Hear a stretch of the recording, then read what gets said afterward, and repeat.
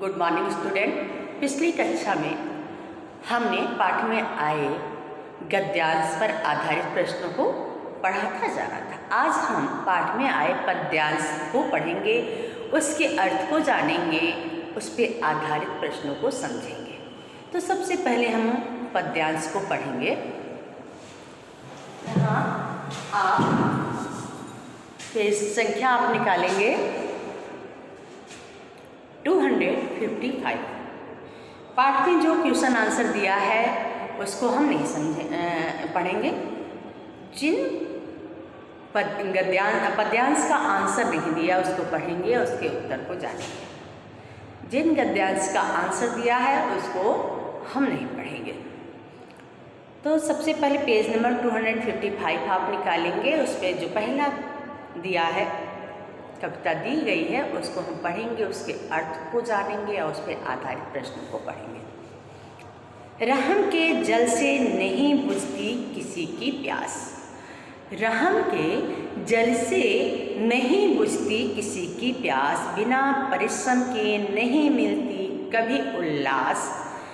मत कथा अपनी सुना तू हर पराई पीर, और तेरी पीर तेरी हित बनेगी तीर। पहले इसमें अर्थ, रहम दूसरों पर दया जो करते हैं उसको रहम बोलते हैं। और परिश्रम यानी मेहनत, बिना मतलब बिना उसके परिश्रम के। उल्लास मतलब प्रशंसा, प्रसन्नता, उल्लास मतलब प्रसन्नता। पराई पीर यानी दूसरों का दुख। हित मतलब आपके लिए जो अच्छा होगा। तो रहम के जल से नहीं बुझती किसी की प्यास, बिना परिश्रम के नहीं मिलता कभी उल्लास।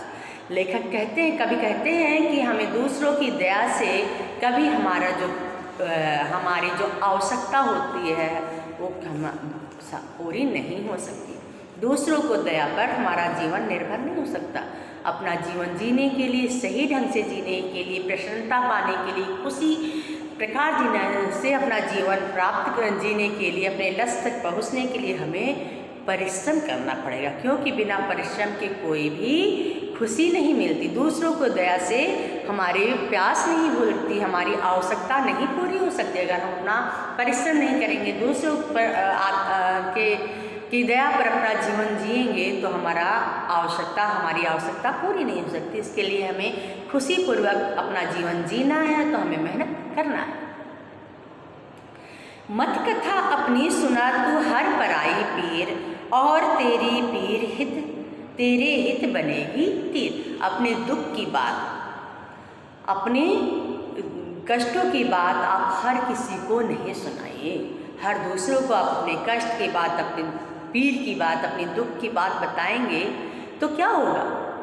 कोई आपकी मदद नहीं करेगा, बस आपका उपहास ही करेगा।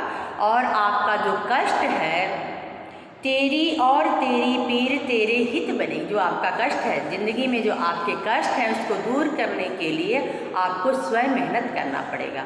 और जब आप परिश्रम करेंगे, स्वयं मेहनत करेंगे, तो आपके लिए तीर बनेगा, वही आपका किनारा बनेगा, वही आपको अपने उद्देश्य प्राप्ति के लिए प्रेरित करेगा। जो आपको कष्ट होगा, तो हम कहते हैं आवश्यकता ही आविष्कार की जननी है।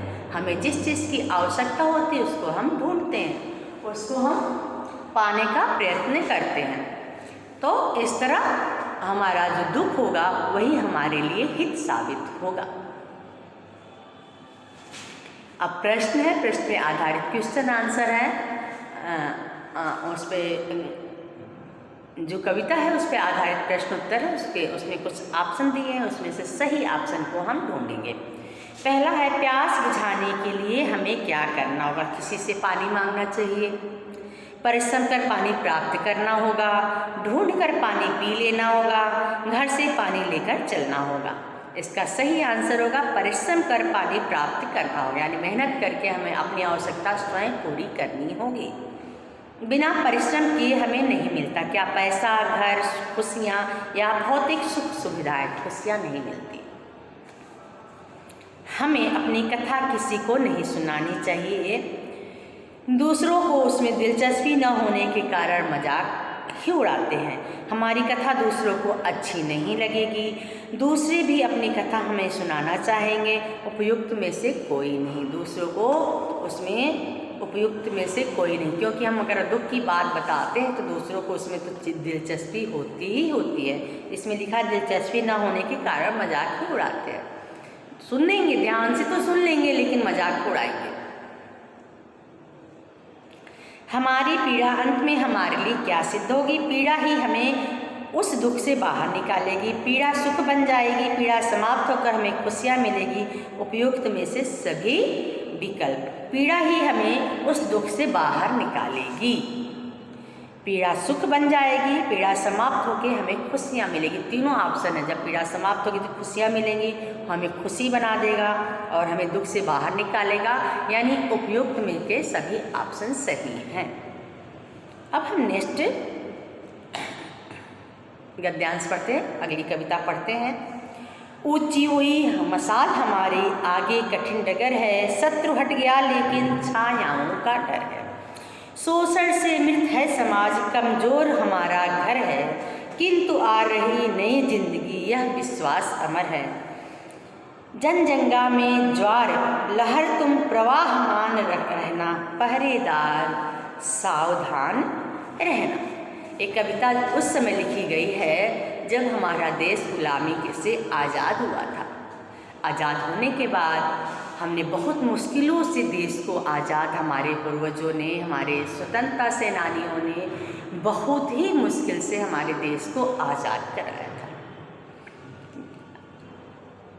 हजारों साल की गुलामी के बाद, 100 साल की गुलामी के बाद, अनेकों साल की गुलामी के बाद जब हमारा देश आज़ाद हुआ तो उस वक्त हमारे देश में कोई विकास नहीं था। हमारा जो दिमाग था, हमारी बुद्धि थी, वो भी कुंद थी। हम गुलाम थे। इतने साल से गुलाम रहने के कारण हमें सोचने समझने की शक्ति भी छीड़ हो गई थी। स्वतः कुछ करना, आगे बढ़ना, इस तरह के जो हमारी सोच थी आगे नहीं थी। उसके लिए हमें लोगों को जागरूक करना था, जनता को जागरूक करना था। तो उस समय लिखी हुई एक कविता है, ऊंची हुई मसाल हमारी आगे कठिन डगर है, कि हम गुलामी से आज़ाद तो हो गए, हमें आज़ादी तो मिल गई, हमारी मसाल तो ऊंची हो गई, लेकिन आगे कठिन डगर है। अब हमें और मेहनत की ज़रूरत है। हमारे रास्ते बहुत मुश्किल है, क्योंकि हमें अपने देश को आगे प्रगति पर आगे बढ़ाना है। यहाँ रुकना नहीं है। ये नहीं कि हम आज़ाद हो गए और बैठ गए। अब हमें और मेहनत करने की आवश्यकता है। शत्रु हट गया लेकिन छायाओं का डर है। जो हमें गुलाम बनाया था वो दूर तो चला गया, लेकिन उसकी दी हुई जो गुलामी थी, छायाएं हैं, जो उसके दिए हुए जो बंधन है, कष्ट है, हमारे देश में जो इतने साल से गुलाम बना के हमारे देश का प्रगति को रोक लिया था, उन सारी चीज़ों का डर है। शोषण से मृत है समाज, कमजोर हमारा घर है। इतने साल तक हम शोषित रहे, जिससे हमारे जो समाज है, हमारा देश के लोग हैं, वो कमज़ोर हो गए, निष्काया है। सोचने समझने की शारीरिक रूप से, बौद्धिक रूप से, शैक्षिक रूप से हमारे देश में कोई भी सुविधा नहीं थी, क्योंकि हम गुलाम थे। इन सारी चीज़ों को हमें आगे बढ़ाना है। समाज जो है शोषित है, शोषित से मृत है समाज, मृत के समान पड़ा हुआ है। इसे जागरूक करना है, जिससे हमारा घर, हमारा देश सभी कमज़ोर है। किंतु आ रही नई जिंदगी यह विश्वास हमारे, किंतु हम आगे बढ़ेंगे, नई जिंदगी आएगी, हम प्रगति पथ पे आगे बढ़ेंगे, हमारे अंदर विश्वास है। जनजंगा में ज्वर लहर तुम प्रवाह मान रखना, पहरेदार सावधान रखना। कवि जो है हमारे देश के नागरिकों से कहते हैं कि जनजंगा में ज्वार और लहर तुम प्रवाह मान रखना, पहरेदार है हमारे देश के नागरिकों, तुम सावधान रहना। तुम लोगों को जागरूक करो, आगे बढ़ाओ, समाज को आगे बढ़ाओ, खुद शिक्षित हो, लोगों को जागरूक करो, खुद जागरूक हो। हे देश के पहरेदार नागरिकों, आप ही को इस देश को आगे बढ़ाना, आप सावधान रहिए, सावधानी के साथ आगे बढ़िए। पद्यांश में किसे सावधान रहने को कहा गया है? देश के नागरिकों को, किसानों को, युवा पीढ़ी को या मजदूरों को? देश में रहने वाले सारे नागरिकों को, चाहे वो किसान हो, युवा पीढ़ी हो, मजदूर हो, कोई भी हो, सारे हमारे देश के नागरिक हैं। उन सभी लोगों को सावधान रहने के लिए कहा गया है। कविता किस अवसर पर रची गई है? किसी त्योहार के अवसर पर, गणतंत्र दिवस के अवसर पर, स्वतंत्रता प्राप्ति के अवसर पर, जब शत्रु ने आक्रमण किया होगा। तभी हमने बताया स्वतंत्रता प्राप्ति के अवसर पर ये कविता, जब हमारा देश स्वतंत्र हो गया उस समय लिखी गई है। उस समय देश की क्या अवस्था थी, कैसी अवस्था थी? देश प्रगति की राह पर आगे बढ़ रहा था, सदियों से शोषण से मुक्त हो चुका था, आगे की कठिन डगर डरा रही थी। देश के नेता उसे सुदृढ़ करने का प्रयास कर रहे थे। उस समय देश की अवस्था थी, सदियों से शोषित और मृत समाज हो चुका था, इसलिए हमें देश को आगे बढ़ाना था। कवि को विश्वास है कि, क्या विश्वास है? शत्रु हमारे देश की ओर आंख उठाकर भी नहीं देखेगा, शत्रु की छायाओं को भी हम हटा देंगे। शोषण से मृत समाज को एक नई जिंदगी अवश्य मिलेगी, शोषण करने वालों को हम नष्ट कर देंगे। थर्ड ऑप्शन, शोषण से मृत समाज को हम को एक नई जिंदगी अवश्य मिलेगी। ये 4 क्वेश्चन था, 4 क्वेश्चन के आंसर एक और पढ़ लेते हैं हम। धनुष से जो छूटता है बाढ़ कब पथ से ठहरता, देखते ही देखते वह लक्ष्य का ही भेद करता। लक्ष्य प्रेरित बार है हम, ठहरने का काम कैसा, लक्ष्य तक पहुँचे बिना पथ में पथिक विश्राम कैसा। लेखक पथिक से, राह में चलने वाले लोगों से, राह में जो अपने लक्ष्य की तरफ आगे बढ़ रहा है, आपसे हमसे कह रहा है कि धनुष से जो छूटता है बाढ़ कब पथ में ठहरता। धनुष से निकला हुआ बाढ़, जिस तरह धनुष से निकला छोटा हुआ बाढ़ रुकता नहीं है, जो जिस लक्ष्य पे भेद करके उसे छोड़ा गया, जाकर वहीं उसको भेदता है और वहीं जाकर वो रुकता है, उसके पहले वो विश्राम नहीं करता, रुकता नहीं है। देखते ही देखते वह लक्ष्य का ही भेद करता, जब वो निकलता तो सीधे वो लक्ष्य को भेदता है, जहाँ उसे छोड़ा जाता वहीं जाकर रुकता है। लक्ष्य प्रेरित बाढ़ है हम, ठहरने का काम कैसा। इसी तरह हम भी आप बच्चे भी लक्ष्य प्रेरित बाढ़ है, आपको भी एक जगह पहुंचना है, एक उद्देश्य हासिल करना है, अपने देश को, समाज को, स्वयं को, घर के परिवार को आगे बढ़ाना, एक नई ऊंचाइयों पर लेके जाना। आप भी एक तरह से लक्ष्य प्रेरित बाढ़ हैं।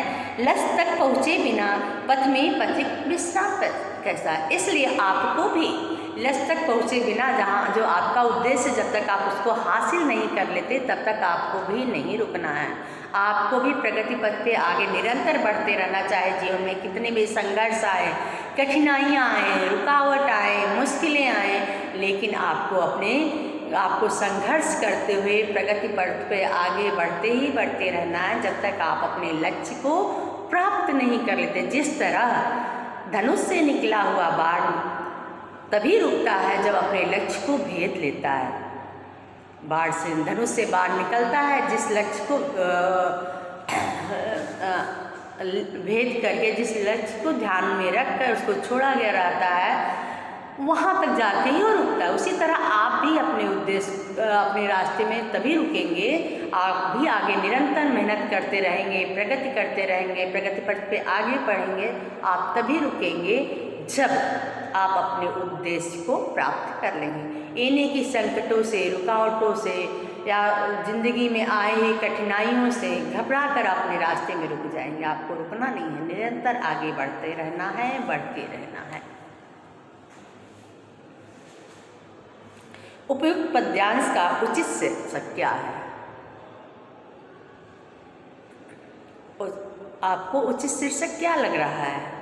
इसमें लेखक आपसे क्या करता है? निरंतर प्रगति पथ पे आगे बढ़िए, निरंतर आप मेहनत करिए, प्रगति पथ पे आगे बढ़ते रहें, अथक प्रयत्न करना, बिना रुके निरंतरता को बनाए रखना है। लक्ष्य को भेदने की शक्ति किसमें निहित है? लक्ष्य को भेदने की शक्ति आप में निहित है। आप जो लक्ष्य को हासिल करने की शक्ति आप में और हम में निहित है। हमारा अस्तित्व किसके समान है? लक्ष्य प्रेरित बाढ़ के समान है। जो जिस तरह वह नहीं रुकता, उस तरह हमें भी नहीं रुकना है। लक्ष्य तक पहुंचने से पहले पथिक को विश्राम क्यों नहीं करना चाहिए? लक्ष्य तक पहुंचने के पहले वो पथिक अगर विश्राम करने के लिए रुक जाएगा तो वह अपने लक्ष्य को प्राप्त नहीं कर पाएगा। इसलिए लक्ष्य से पहुंचने के पहले पथिक को विश्राम नहीं करना चाहिए। इस तरह हमने तीनों पद्यांश को पढ़ा, उसके अर्थ को जाना, पाठ पे आधारित प्रश्न उत्तर को जाना। आप इसको पढ़िएगा, समझिएगा। धन्यवाद।